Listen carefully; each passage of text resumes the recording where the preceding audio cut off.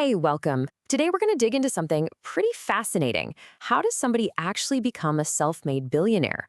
We're going to pull back the curtain on that whole journey and break down the 6 most common paths to building that kind of insane wealth, literally from the ground up. But first, let's just tackle the elephant in the room. The question I'm sure is on your mind. Is this whole self-made billionaire thing just a myth? A nice story we tell, but really just a fairy tale for a few lucky people? Well, you might be surprised by the answer. Because get this, a staggering 67% of the world's billionaires are in fact self-made. Yeah, you heard that right. The majority. So what does that actually mean? It means that out of nearly 3,000 billionaires on the planet, 2/3 of them didn't have a trust fund. No rich parents handing them a company. They started from scratch. Now, that should totally change how you think about this. It proves that being born into money isn't the only way to get to the top. Okay, so let's dive in. Here's our roadmap for this explainer. We're going to start by really defining what self-made means. Then we'll walk through the 6 distinct paths: the founder, the owner, the innovator, the influencer, and finally, the 2 sides of the investor's strategy. First up, let's get on the same page, because the idea of being self-made isn't always so black and white. There's a little more to it than you might think. On one end of the spectrum, you've got straight-up inherited wealth, right? Think of the Walton family and the Walmart fortune.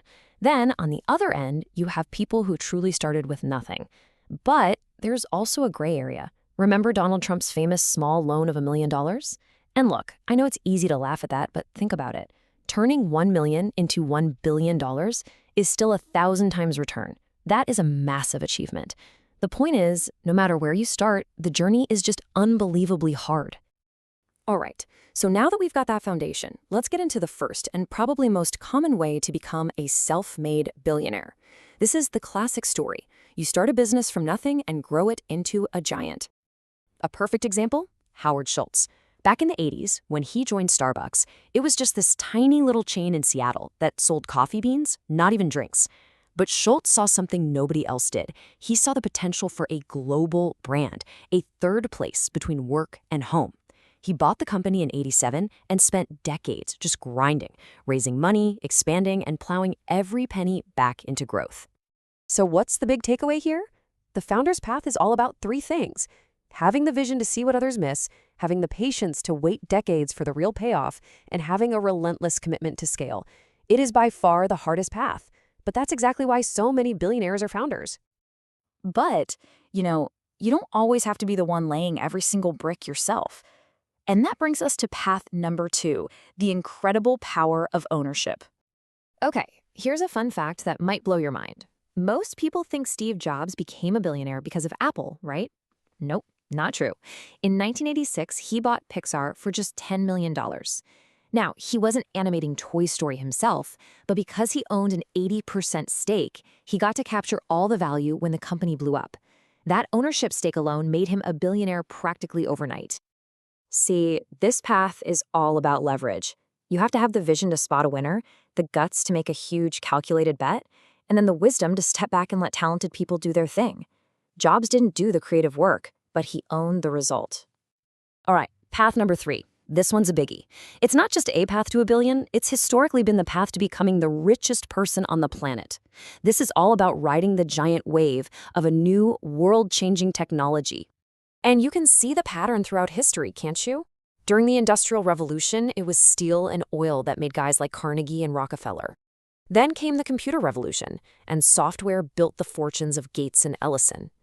Today, the biggest fortunes are being made at the frontiers of AI and space by people like Musk and Bezos. The lesson? You've got to be on the cutting edge, way before it becomes mainstream. Okay, let's shift gears to path number 4, which shows how modern fame can be turned into a full-blown billion-dollar business. This is all about leveraging your influence. Just think about it for a second. Michael Jordan's real wealth didn't come from his basketball salary. It came from his brand partnership with Nike. Rihanna became a billionaire not from selling records, but from launching her own beauty empire, Fenty. And Kanye West built his massive fortune with the Yeezy fashion brand. So the fame gets you in the door, makes you rich, sure, but owning the brand, that's what makes you a billionaire. All right, we're on to our last 2 paths, and they're both about one thing: making your money work for you. This is the investor's game. The first strategy is the slow, quiet, but unbelievably powerful path of compounding. And the absolute king of this is, of course, Warren Buffett. His strategy sounds simple. Buy good, solid companies that are undervalued and then just hold them for decades. Let the magic of compounding do the heavy lifting. It actually took him until he was in his 50s to become a billionaire. This is a marathon, not a sprint. And if you want to see just how nuts this is, look at these numbers. A single $1,000 investment in Buffett's company back in 1965 would be worth over $30 million today. That's not just growth, that's compounding. It's like a financial superpower. Okay, so the other side of the investor coin is all about diversification. This isn't about placing one big bet. It's about spreading your money across tons of different assets: real estate, private companies, public stocks, government debt, you name it. A great example is this super low-profile billionaire, Kenneth Brian Dart, who built his fortune across dozens of industries and asset types all over the world. So this is kind of what that looks like in practice. With a portfolio like this, no single market crash can totally wipe you out, but you still have a ton of upside in different areas. Your wins in one area can fund your next bet in another. It's a strategy that's both a catapult for growth and a safety net against risk. So we've covered 6 totally different ways to get there, right? The founder, the owner, the innovator.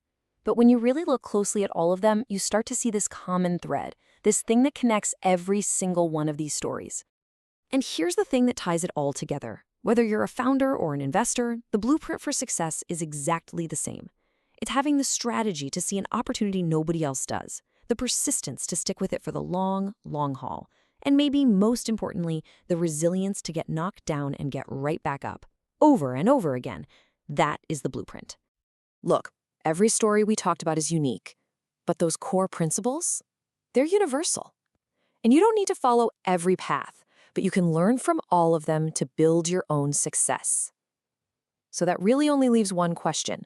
Which lesson will you apply first?